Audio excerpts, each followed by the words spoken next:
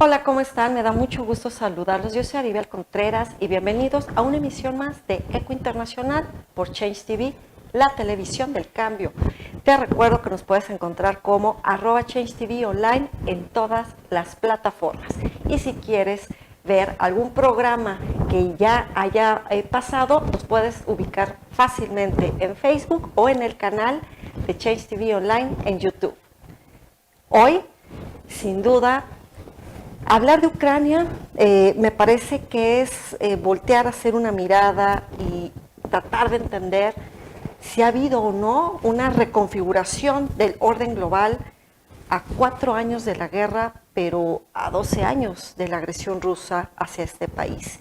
Y por eso es que me siento más que honrada y privilegiada de que el día de hoy nos esté visitando aquí en el estudio de Change TV el excelentísimo señor Sergi Pohoreltsev. Es embajador de Ucrania en México. Embajador, bienvenido y muchas gracias por acompañarnos. A ti, te agradezco mucho, doctora, por la invitación, porque es muy importante mantener la atención a Ucrania, a lo que sucede en mi país. Así que, Aribel, muchas gracias. Y buenos días a todos. Muchísimas gracias a ti, embajador, y brevemente le platico al auditorio, pues que tu trayectoria como funcionario público y como diplomático de tu país destaca, por supuesto, pues que tienes una amplísima trayectoria desde el Ministerio de Defensa. No, de Asuntos Exteriores. Ah, ok, es que aquí tengo un dato de que estuviste ahí, pero entonces eso lo ignoro. Has sido funcionario en el Ministerio de Juventud y Deportes en Ucrania, estuviste en la sección política, en el departamento consular del Ministerio de Ucrania, en la República Argentina, tuviste diferentes funciones y en diferentes áreas de tu Ministerio de Asuntos Exteriores y por supuesto pues toda tu trayectoria te ha permitido tener una mirada muy amplia y muy profunda, inclusive cuando estuviste como cónsul general de tu país en Nueva York. Estuviste como embajador de Ucrania en el Reino de España en 2 momentos, me acuerdo muy bien que eso nos lo has compartido anteriormente.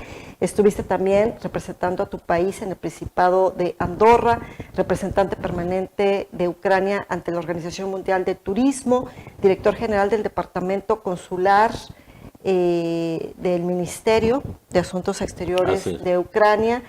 Estuviste nuevamente, repetiste como embajador de Ucrania en España, concurrente en Andorra y representante de la Organización Mundial del Turismo.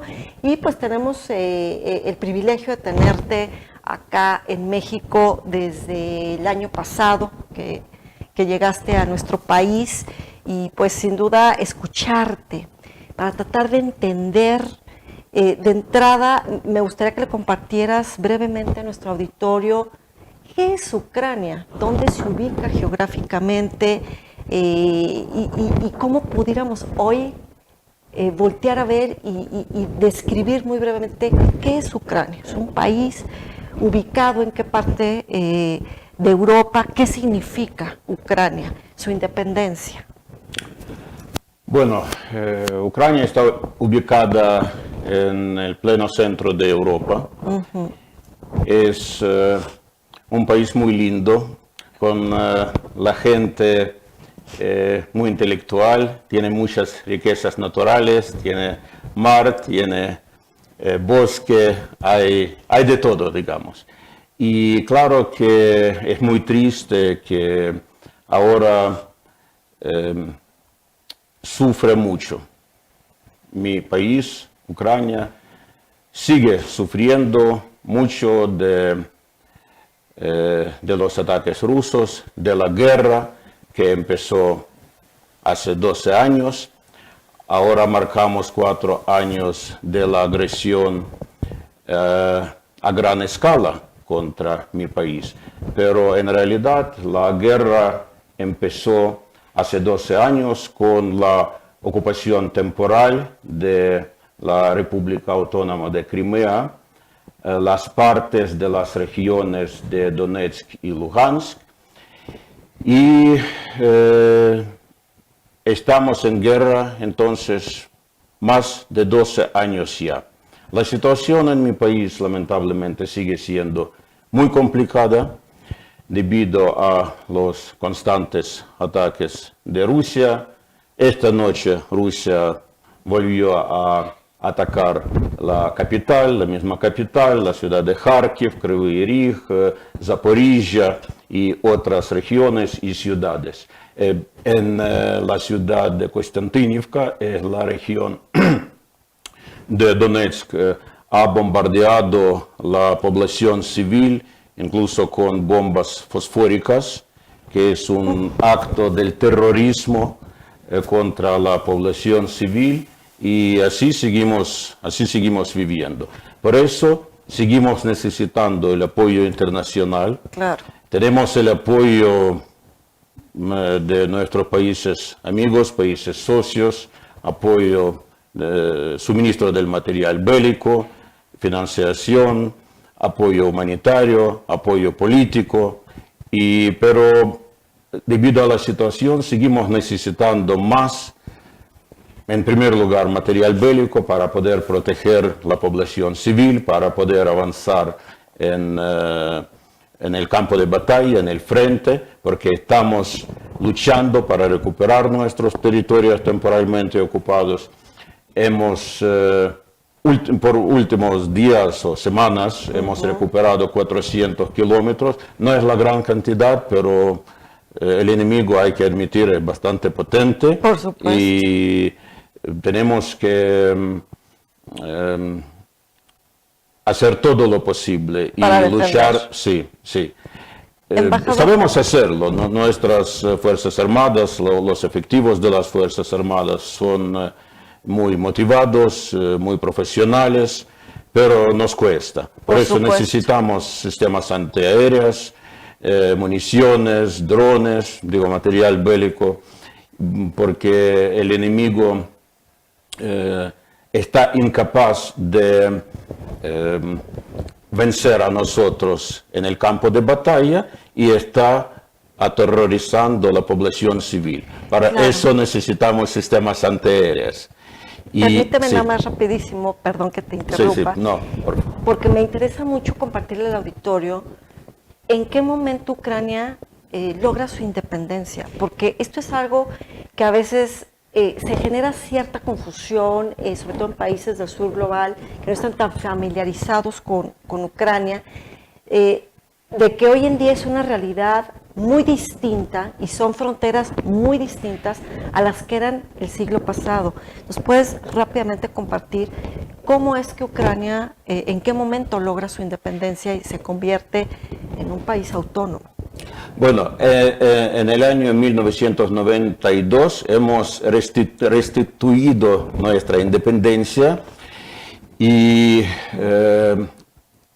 en aquel momento teníamos casi 52 millones de habitantes. El Estado, lamentablemente, se redujo la cantidad de los habitantes y por la guerra también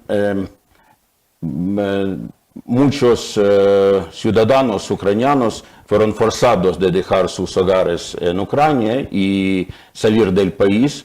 Tenemos mucho interés de que toda esta gente se vuelva a Ucrania, pero de momento no viven. Eso, hablamos de casi 8 millones de personas que fueron forzados de salir de Ucrania debido a la guerra y están en realidad distribuidos ahora por todo el mundo. Incluso hay cierta cantidad de ucranianos que han llegado a México, que contamos que 7,000 han llegado o pasaron por el territorio de México y así es la situación. Ok, entonces, entiendo que en 1992 Ucrania ya se convierte en un país independiente. Con las fronteras. En cuanto a fronteras. Y una claridad de un gobierno autónomo y con una claridad de intenciones, inclusive de ser miembro de la Unión Europea. Y con las fronteras reconocidas internacionalmente. Exacto. Sí, Porque esto es algo muy importante. claro que sí. Pareciera que es básico, pero me parece que es algo contundente. Entonces, cuando de ahí damos un salto al año 2014, ¿qué pasó? La invasión rusa, la invasión al territorio integral de Ucrania, la parte integral de Ucrania que es la península de Crimea. Exacto. ¿Qué es Sí. Crimea? Platícanos. Crimea es parte integral del territorio, República Autónoma de Crimea, que forma parte integral del territorio de Ucrania. Y las Fuerzas Armadas rusas han penetrado el día registrado oficialmente de la penetración de las elementos de las Fuerzas Armadas rusas al territorio de la República de Crimea, era el día 20 de febrero. Por eso estamos diciendo que justo estos días marcamos esta triste fecha de la invasión rusa a Ucrania. El año 2014, las Fuerzas Armadas rusas han entrado al territorio de Ucrania y estaban avanzando y ocupando las regiones, partes de las regiones de Donetsk y Lugansk. Ok. Y estaban desarrollando o tratando de desarrollar sus avances a partir de esta fecha hasta el día cuando empezó la guerra a gran escala contra Ucrania, sí, que marcamos el día 24 de febrero. Sí. Ahora, tratando de entender lo que sucedió en el año 2014, que Crimea no es reconocido como territorio ruso al día de hoy. Sin embargo, hubo sanciones de Occidente hacia el gobierno ruso, hacia oligarcas, sanciones que pues al día de hoy han ido aumentando. Pero pareciera, al menos desde México o al menos desde América Latina, como que nos queda un hueco de qué es lo que pasó del 2014 al 24 de febrero del año 2022.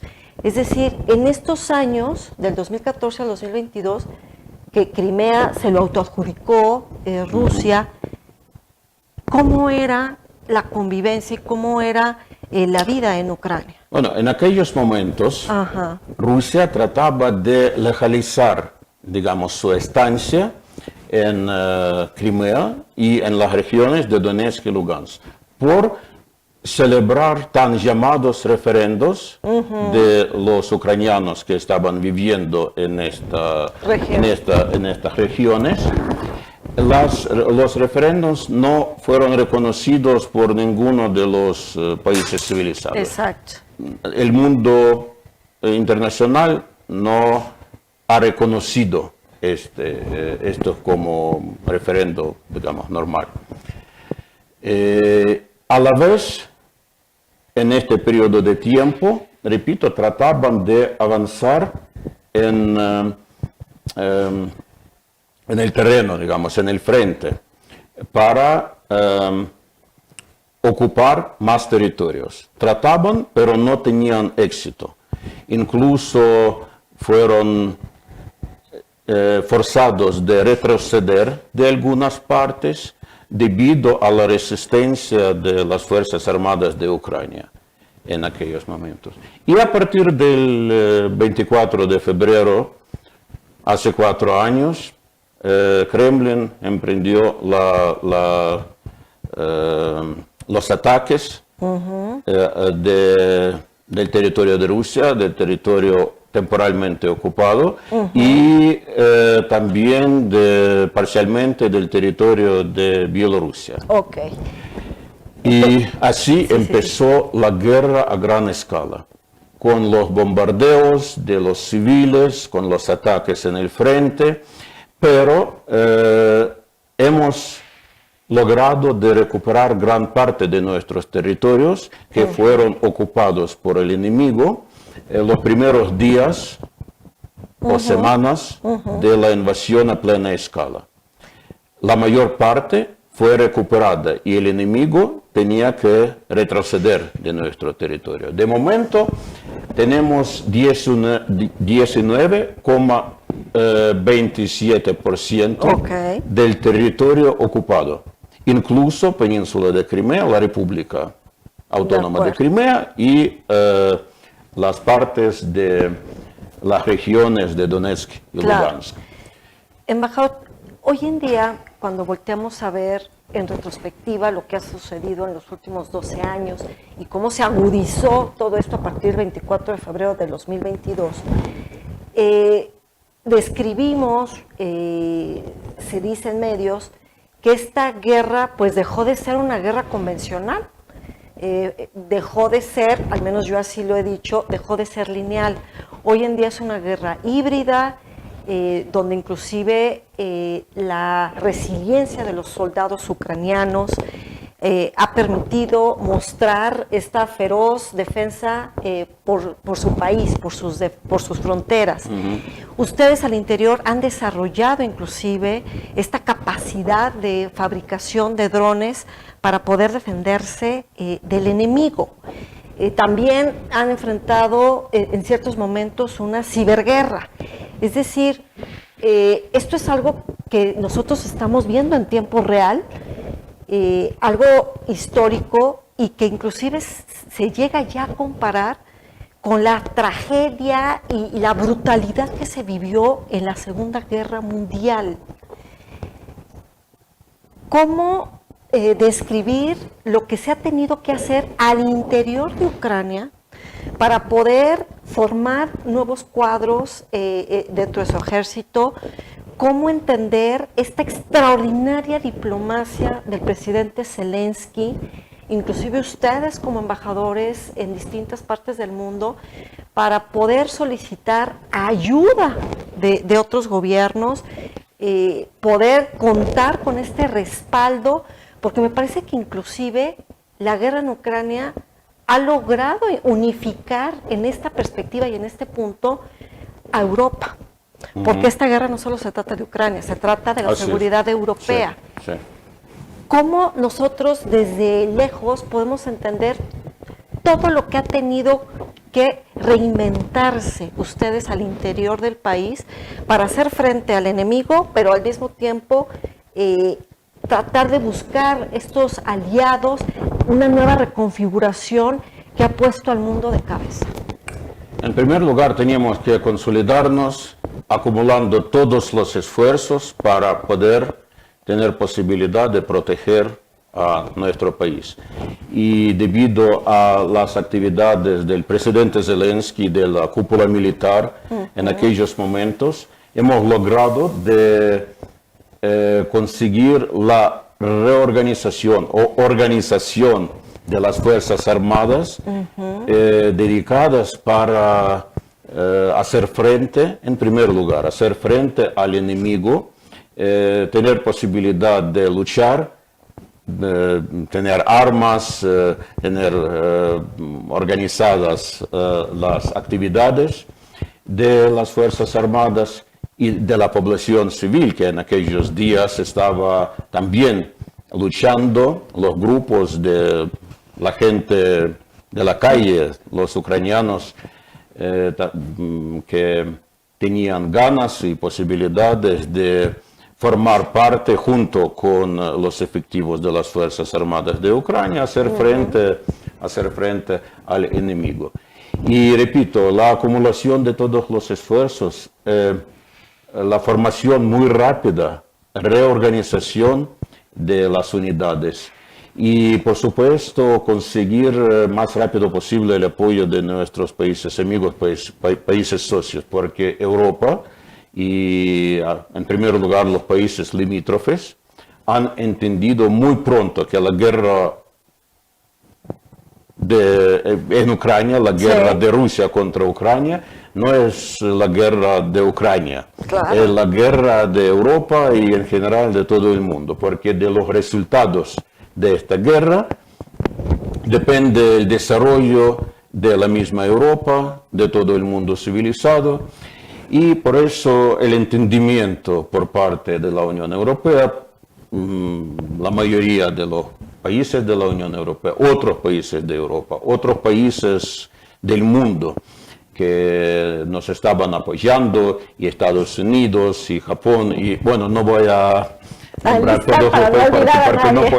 puedo olvidar a alguien, y es muy importante. Claro. Era en aquel momento muy importante y sigue siendo muy importante de momento, porque no podemos y nunca vamos a perder este apoyo, como ya varias veces han declarado los líderes de la Unión Europea, de los países que forman parte de la UE, que vamos a tener el apoyo hasta el momento que lo vamos a necesitar. Claro, y esto es Y algo es muy importante. importante, Esto sí. es muy importante porque aunque se habla mucho de la guerra del desgaste, al menos varios medios y comunicadores lo destacan así.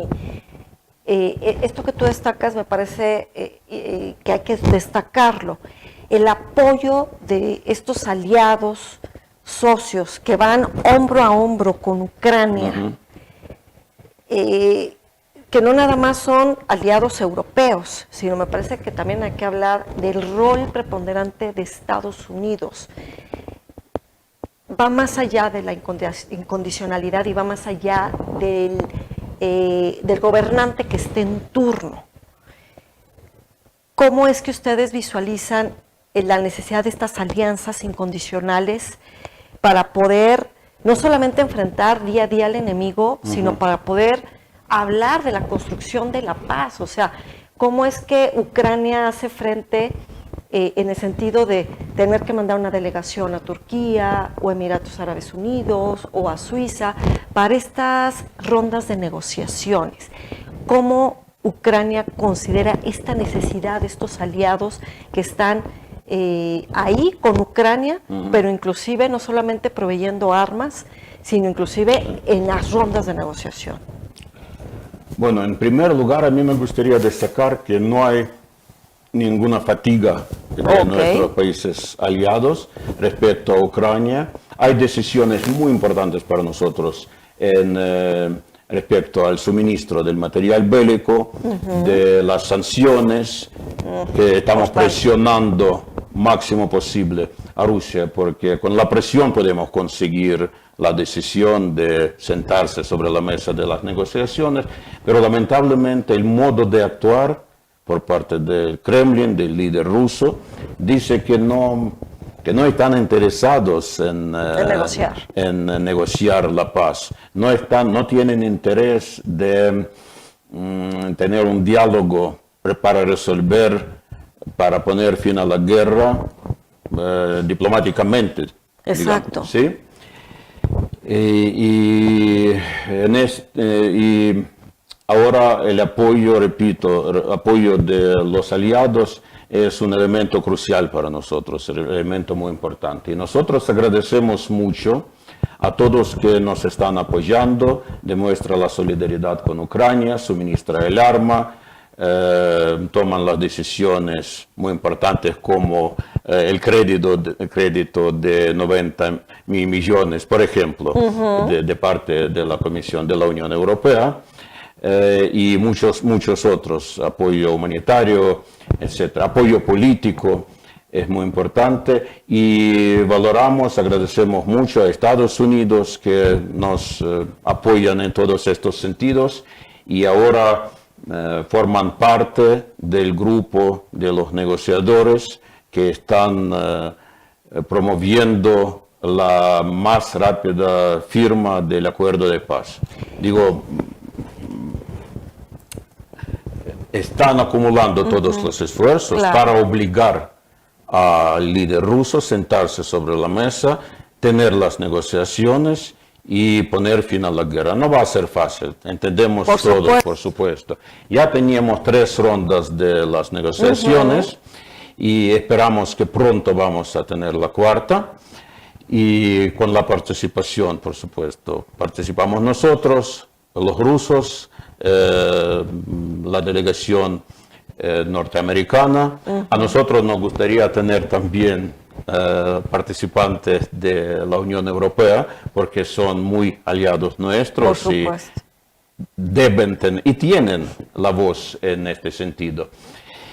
Y tenemos mucha confianza, tenemos muchas esperanzas De que se logre, ¿no? respecto a las negociaciones, pero confianza, repito, el modo de actuar por parte del líder ruso no nos da mucho Por optimismo. supuesto. Y como ya estamos en la recta final del programa, que el tiempo se nos ha ido rapidísimo y la verdad es que es El muy tiempo corre, importante entender todo esto. Hoy por hoy, ¿dónde está parada la postura de la delegación ucraniana para las negociaciones?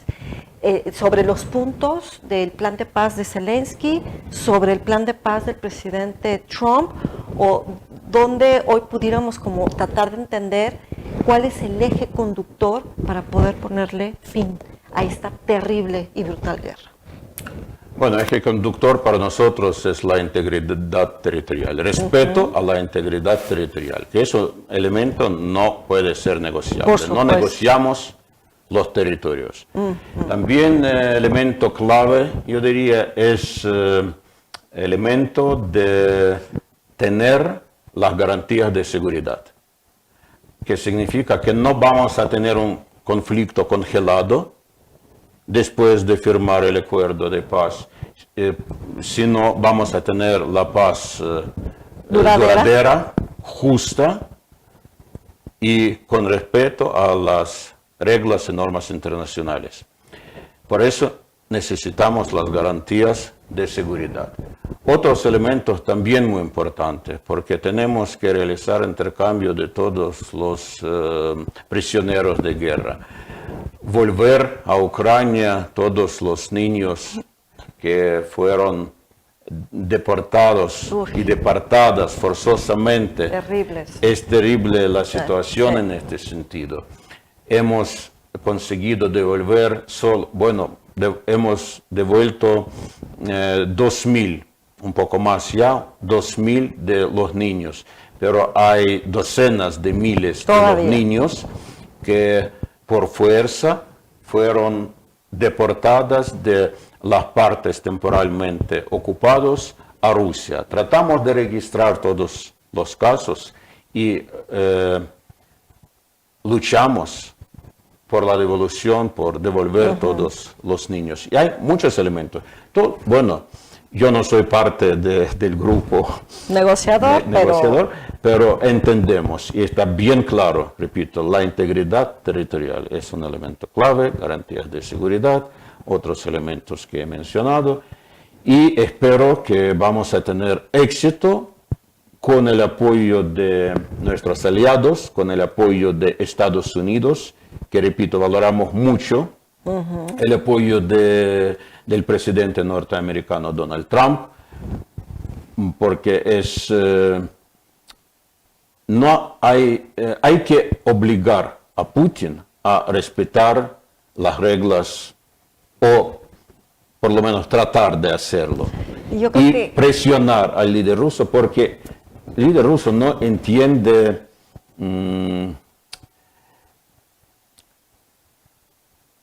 muchas cosas, parece. Totalmente, y que al final del camino... hay que hacer todo para presionar, para obligar a él de tomar la decisión de sentarse sobre la mesa y tener las negociaciones y tratar de conseguir la paz. Y yo creo que esto que has dicho es puntual, con esto me quedo justamente como la reflexión final de este programa de Ucrania, una reconfiguración global a 4 años de la guerra a gran escala de Rusia, pero pues al final son agresiones desde hace 12 años, y de que cuando hay voluntad política se puede avanzar hacia una paz. Querer es poder. Exactamente, pero cuando se disfraza de hacer una negociación, una cumbre, para hacer un posible cese al fuego, me parece que es lo que hemos estado viviendo. El tiempo se nos ha agotado, embajador, pero si nos gustas compartir las redes sociales de la Embajada en Ucrania para aquellas personas que estén interesadas en obtener material, googlear o contactarlos para poder tener más información a detalle de estos años de guerra que Ucrania ha sido víctima. Muy bien, siempre a su disposición, doctora. Muchas gracias, embajador. ¿En dónde podemos ubicar? ¿Dónde está la embajada? La embajada está en Virreyes. En Yo Boulevard todavía- Virreyes. todavía no conozco te preocupes. la dirección exacta. Tienes poquitos meses de llegar a México. Sí, sí. Y las redes sociales de la embajada en Ucrania están siempre en Facebook, están en X y por supuesto también están en Instagram. Yo los invito a que los sigan porque es una forma de estar más informados, ilustrados. Cada quien tomará su postura, su opinión, pero lo que no se vale es no estar informados correctamente. Embajador Sergi Pojorestev, que no me sale bien el apellido, No, bien dicho. una disculpa. Ha sido un placer, un privilegio tenerte aquí en ECO Internacional con tus perspectivas, el análisis, para tratar de entender lo que día a día millones de ucranianos viven en un constante terror, en una guerra que nunca debió de haber sido. Muchas gracias. Y un privilegio. Muchas gracias a ti, Aribel. Te agradezco mucho y siempre a su disposición. Muchísimas gracias. Muchas gracias a todos. Pues aquí tienen la opinión del embajador Sergi, embajador de Ucrania en México, con sus perspectivas, sus análisis, reflexiones sobre lo que ha sido esta guerra a gran escala de Rusia hacia Ucrania. Yo soy Aribel Contreras, me encuentran como @Aribel Contreras o bien como Aribel Diplomatic en todas las redes sociales. Tenemos una cita aquí en ECO Internacional todos los miércoles, 3 de la tarde, por Change TV, donde tu voz es el eco del acontecer mundial. Hasta pronto.